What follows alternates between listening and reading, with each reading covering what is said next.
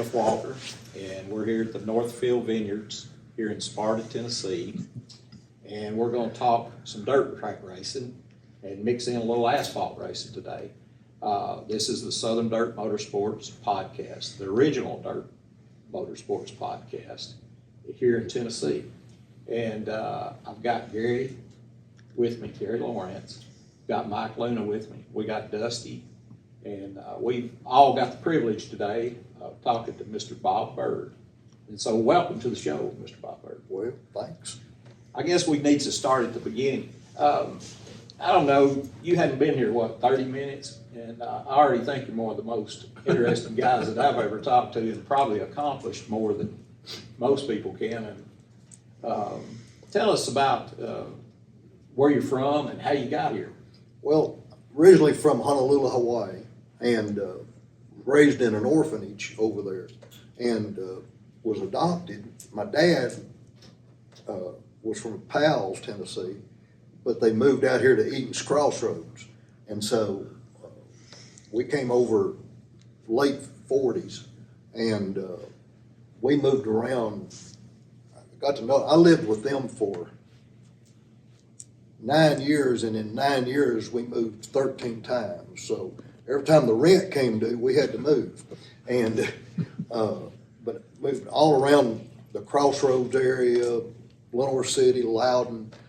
As a matter of fact, I even moved down here to Crab Orchard one time, and it lasted maybe 15 minutes. Turned off Highway 70, went out some old pasture road. Nice house. We started unloading furniture, and my grandfather and my dad, they went downstairs and had a dugout basement. They come running back up there and said, load it up, we got to go. I thought they found snakes, what I thought. They had a moonshine still, somebody was operating it, and they said they'll come back. They wasn't the people that owned the house, just somebody saw an empty house and let's put a still in the basement. Yeah, so they would probably been back. Right? And so that's how long I stayed in Crab Orchard. But I guess, call the Crossroads home. I know a lot of folk out there. And how I got to be friends with the Dugans was Joe and Gary's dad. Rough, tough old guy. He was the Iceman. Wasn't the milkman, but he was the Iceman in town. And I had it pretty rough. I mean, it was bad. Probably why I ended up boxing for a living in self-defense. But anyway, even my own cousins wouldn't play with me. They just didn't want anything to do with me. And Pat Dugan, Joe and Gary's dad, he got them both down there. Joe was about 2 years older than me, and Gary's about 2 years younger than me. And he said, boys, he said, you're going to be his friend for the rest of your life. And he told Joe, he said, you better look out after him. Anybody jumps on him, you better jump on them. And told me, he said, since you're older than Gary, somebody jumps on Gary, I expect you to jump on them. No problem. And we'd been friends ever since. I mean, literally. And I've watched, of course, Gary, he struggled. And Joe, of course, is Patrick's dad. And they all loved Atomic, and that was their thing that they did. And everybody went to Atomic, and I first started racing dirt, went over to Greenback, and they had a little racetrack over there. And then I hooked up with Don Neyman, and he and I became really, really good friends. And I started racing at Smoky Mountain and raced at Bristol. I used to race on the weekends at Bristol. And before you get all carried away with that, though, you were only 14 years old when you started racing, right? And you're first generation, of course. Yep. Yeah. No, did you start out with the flathead Fords? No. First car I had was a 39 Chevrolet with a 292 six-cylinder, 3 deuces. Oh, wow. And that car was fast. What was one of the first tracks you raced at? Greenback. Greenback. And, well, I started off, I raced go-karts, of course, and then quarter midgets up at Knoxville Raceway.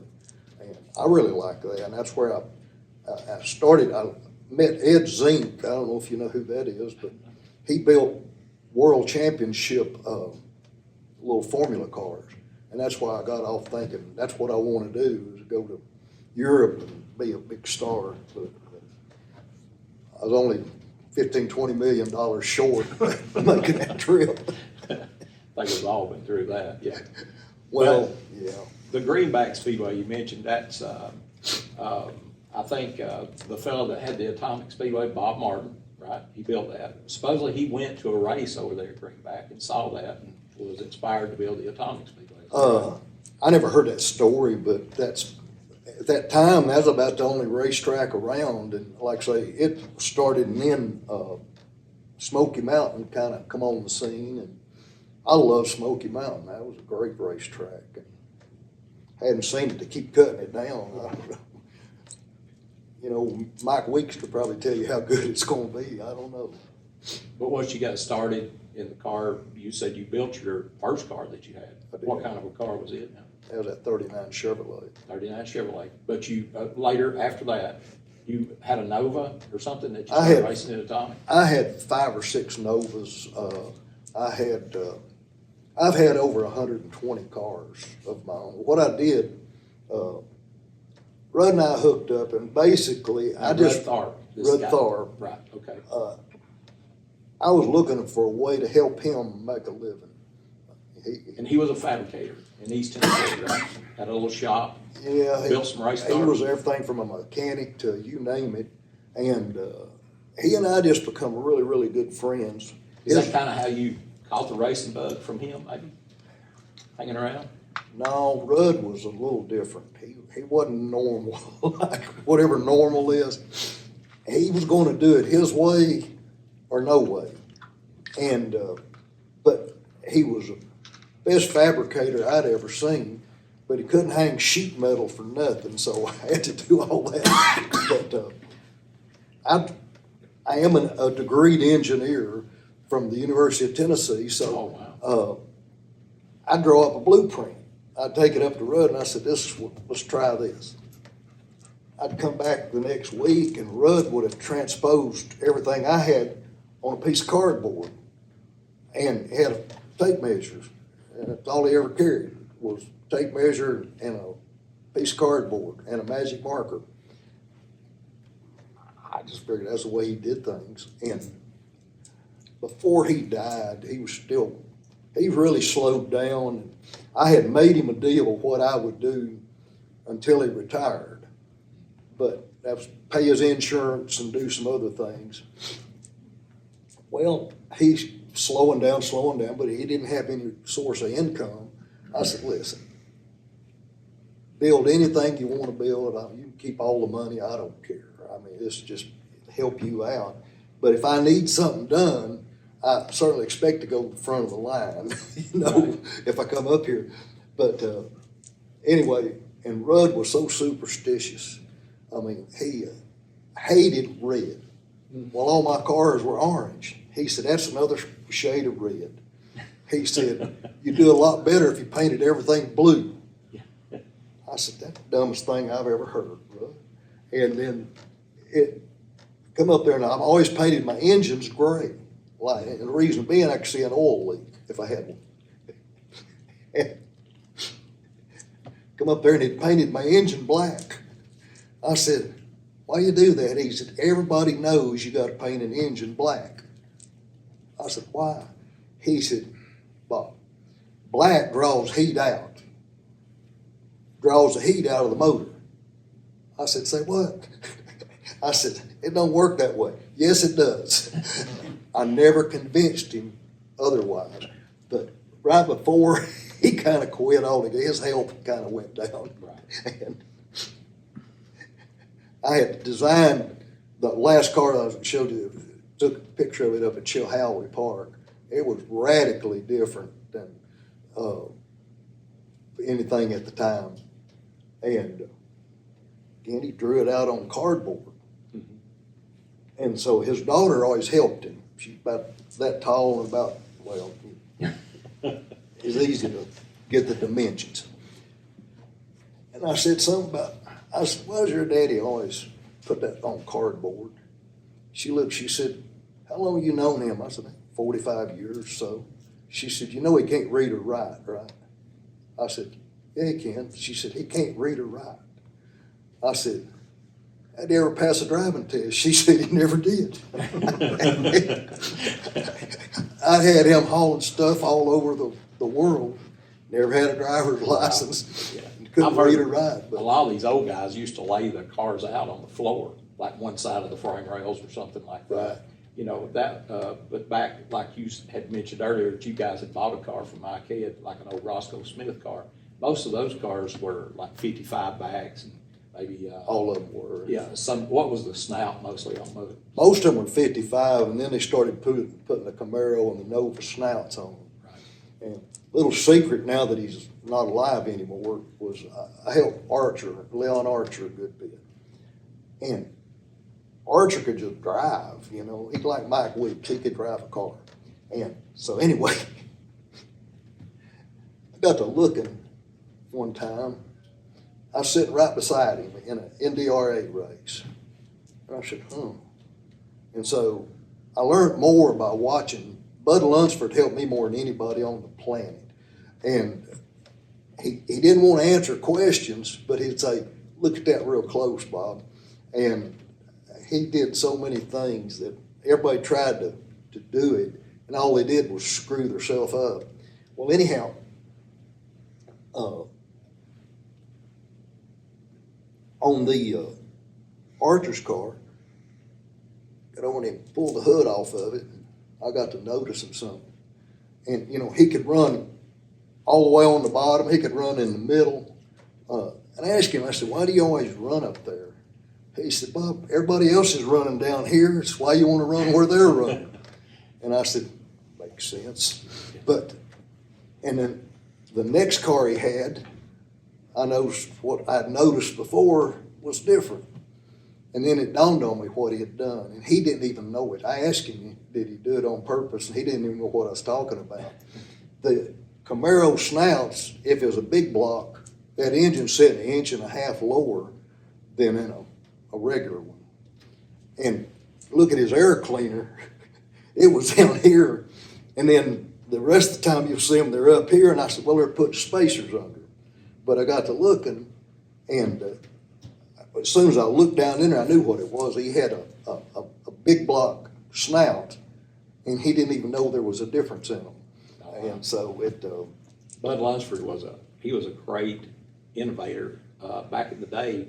I mean, he dated one back to the sedans and the Skeeters, and he built all these cars, and I guess kind of in a way himself put Georgia on the map, because there was Doug Kennemer. All these guys kind of got cars from Bud Lunsford.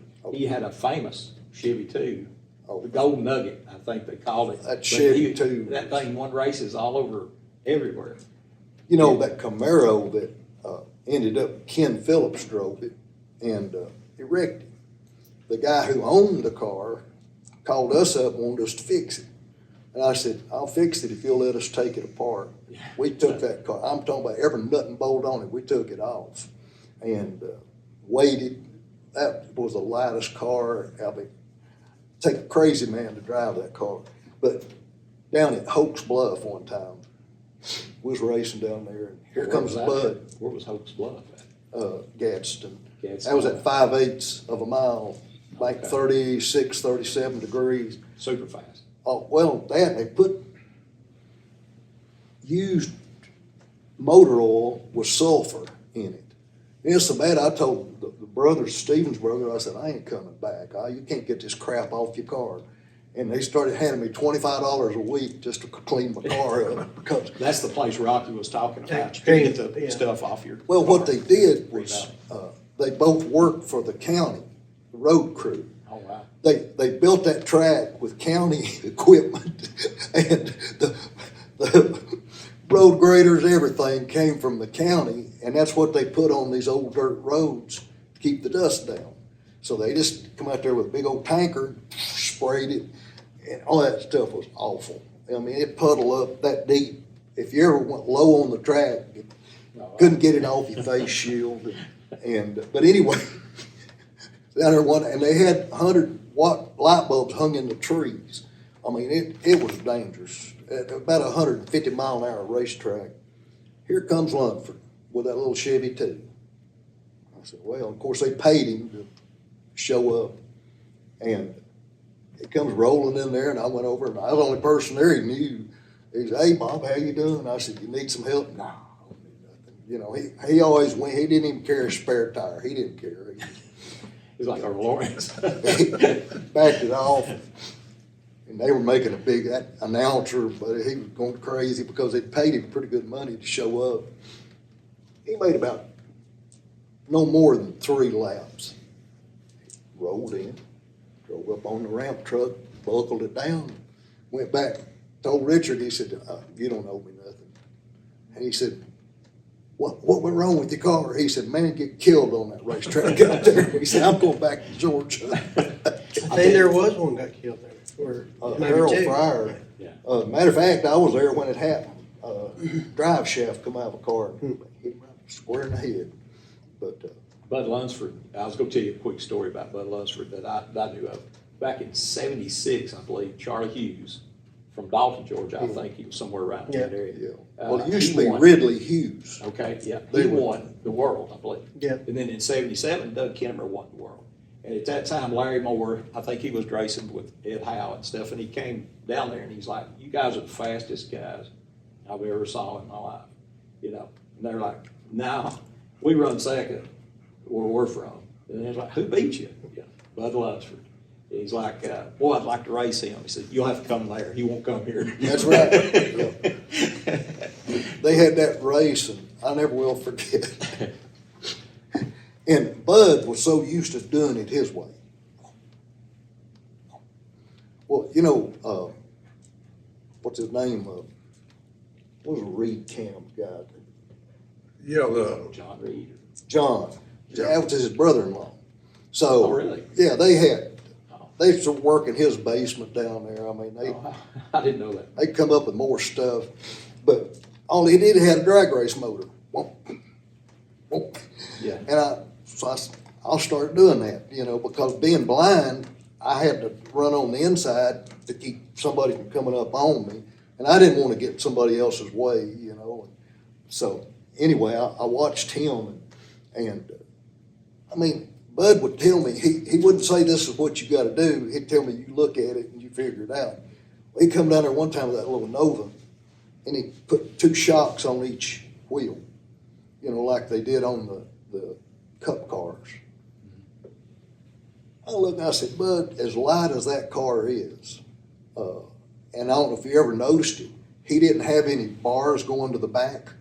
He just used tailpipe tubing, put a loop behind it. He didn't have a halo bar in it. And that car was so light. Well, anyhow, I said, I used to work with Dick Anderson, Carrera. I designed a lot of shocks for them. Oh, really? I'm the guy that built that dynamometer that they had. You know, I mean, I got into shocks a whole lot. Well, anyway, I said, too much shock on there. He said, look at it real close, Bob. You know, I didn't want to just, I'm an old wizard at Rome, I guess, and I'm looking at it, and I realized what he had done. He drilled a hole and drained all the fluid out of it. Oh, wow. But next week, everybody showed up, 2 shots, and they's out there bouncing around. Then one time he come down there and he was really running good. Somebody said he had an illegal weight adjuster in it. Well, they took him over there. Sure enough, he did. He had one of those mercury bars that they used on the state police cars. They said, well, if he's got it, he owns a racetrack, I guess you can run it. Next week, everybody come down there with it. I thought about it. I said, Bud, the way you race, that thing ain't going to do nothing for you. He said, yeah. Yeah. It was a dummy. Yeah. But those guys, they come back the next week, and by the time that thing shifted, every Yeah. one of them, I mean, it That's racing though, kind of monkey see, monkey do. Well, it All this is. Stuff, you know? Well, that little Nova I had the 4 holes drilled on the wing spoiler. Well, that car could qualify well. I just couldn't race it good, you know, but it really would fly. Well, they come down there. They said that that was illegal to drill holes in your spoiler. And I looking at Buck Simmons' car, he had so many holes in it, it wasn't even held together. It just, the whole back, the roof, it just had, that guy went crazy with that hole saw. And they come down there and somebody protested it. And I said, well, I can run one race with it like it is. So I ran the race. I didn't win it. I run 5th, 6th, 7th, something like that. So they come over next week. I'm right back with it just like it was. They said, that thing, you ain't changed nothing. So I went over some duct tape and just covered a hole there. Yeah. I said, there you go. Everybody's happy then. Everybody, well, they said, there's got to be an advantage to that duct tape over the steel. And I said, you got a bunch of morons that race this racetrack. Bud over there dying laughing at them. And so the next week, Bud drilled holes in his. Oh, that's really illegal. And they said, no, we think that's illegal now. And so it just, it's always been, always will be monkey see, monkey do. It will be. I know a story, Bill Ogle used to have Atomic. Suppose he went to Dixie one time, and Leon Archer sat on the pole. So he went over and asked him to have for his race car, and he bought it.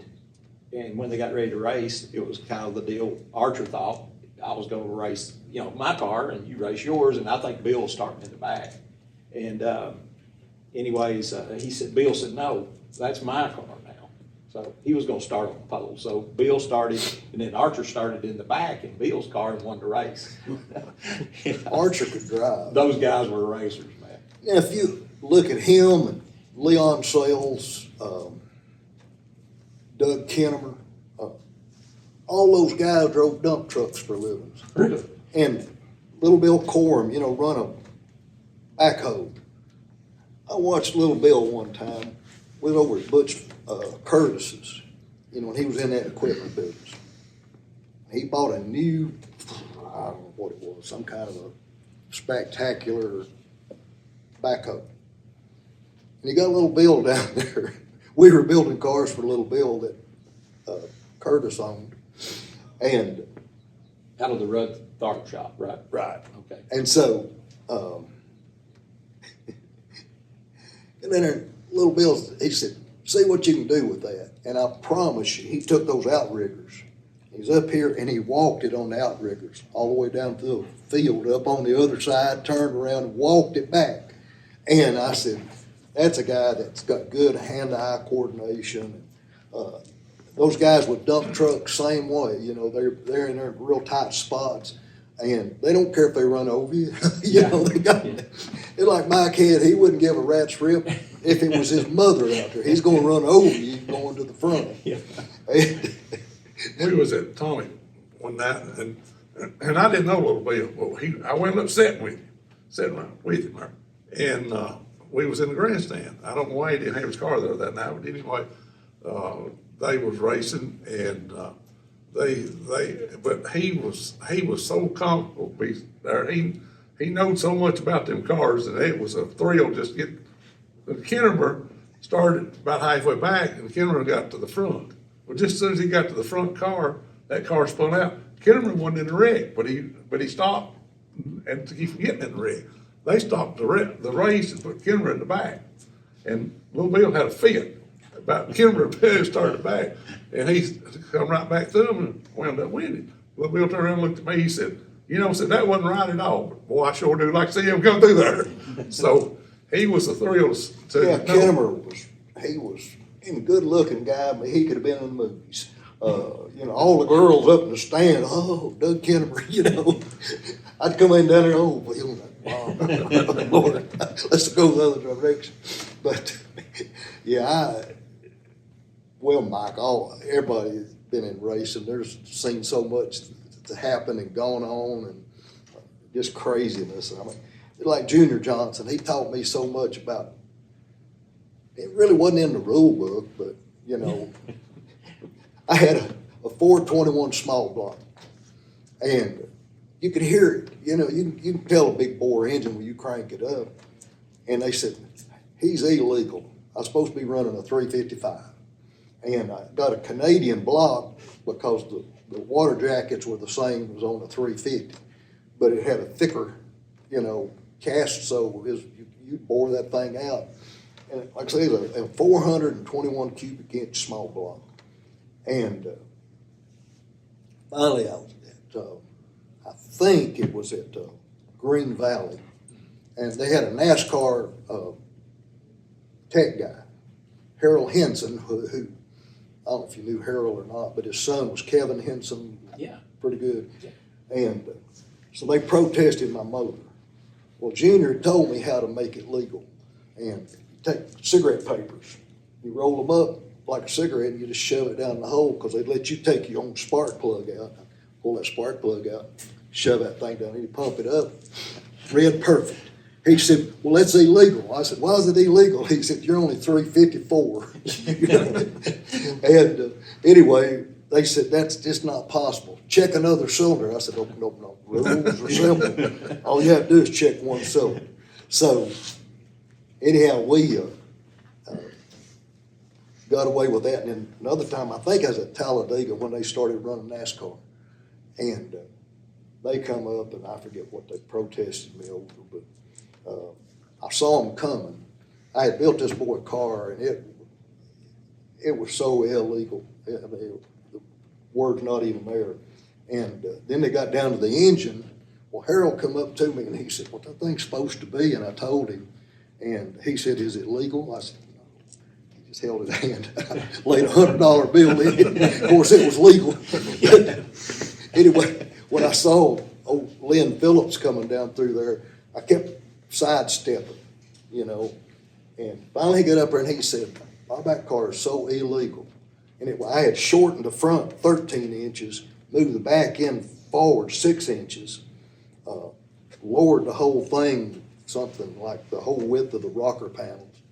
And he said, still looking at it, it's not legal. And I looked and I said, tell you what, I'm going to protest that car right beside it. He said, why? I said, well, they made it longer, they made it taller. I said, and they measured it and said it was illegal, sure enough. Yeah. So anyway. My dad, Paul Walker, and his dad, Earl Lawrence, they used to work together in a machine shop, and they had built an engine. And I don't know exactly where they were racing at, but anyway, they got protested.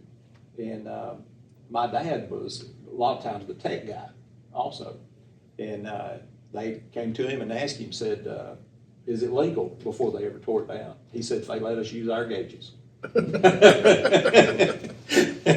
won a snowball derby one time, and they had come up with all this stuff, you know, to check. And you got to be 4 inches off the ground. They had a little old device made on aluminum block with a coat hanger up. You know, slide it under. Well, crap, I was like 2.5 inches off the ground, the A-frame. This thing's illegal, Bob. I said, it can't be. Got it out. I took that little device, bent that little old coat hanger down. I said, try it now. I don't know what I was doing wrong. And he got it out, and I pulled it all the way up to about 5 inches. Everybody else was illegal. Yeah. Did you say you won the snowball derby, Bob? Yeah. I didn't know that. That's a big deal right there. Well, it Big was, deal. but then you had to fight over your money. Big. Still a big deal. Yeah, anytime you win one of them big races, you got to fight for a week and a half to get paid. Yeah, that used to be. I hadn't been down in a long time, but it used to be. They were everybody in the world because nobody else was racing. Yeah. This guy right here, he's not only got a lot of building experience, dirt experience, but also he's got some asphalt sales. So we'll conclude this segment of Southern Dirt Motorsports podcast, and we'll take up again with Bob Byrd. Thanks, man. Well, I appreciate you inviting me.